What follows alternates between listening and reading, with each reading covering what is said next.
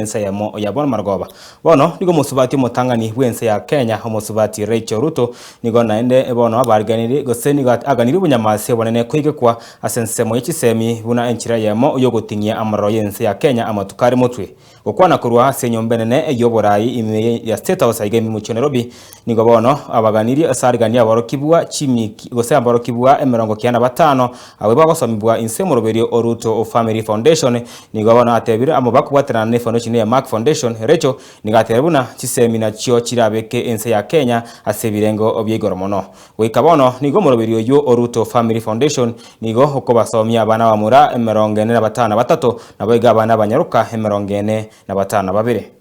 Let me express my deepest appreciation to the Mark Foundation, Dr. Frank Sternberg, the chairman, and Dr. Rasha Khalej, the CEO. Your commitment is not simply support, it is a vision. You have chosen to invest where it matters most, in the mind of a girl and in the future of a nation through your program, Educating Linda. When you educate a girl, you do not simply teach her. You awaken a force that can transform families, communities, and generations. Today, 47 girls, one from each county across Kenya, carry that promise. And to you, our girls, you are not just recipients of support, you are the seeds of change. This program is not just covering fees, it is clearing the path before you and declaring that your future is greater than your present. To the students, as a former teacher, I know the power of the classroom to shape destinies. Walk in with confidence, study with discipline, and dream without limitation. To the parents and guardians, today belongs to you as much as it belongs to your children.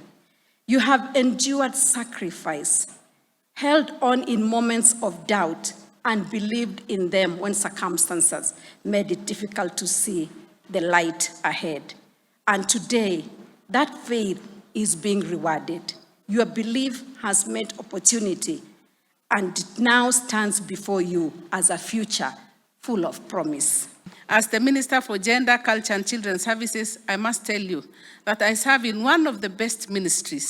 The ministry, we call it the Ministry of Software, where we deal, thank you, where every day we are dealing with gender. Gender is men and women in a culture where they bring up their children in the way that they should be.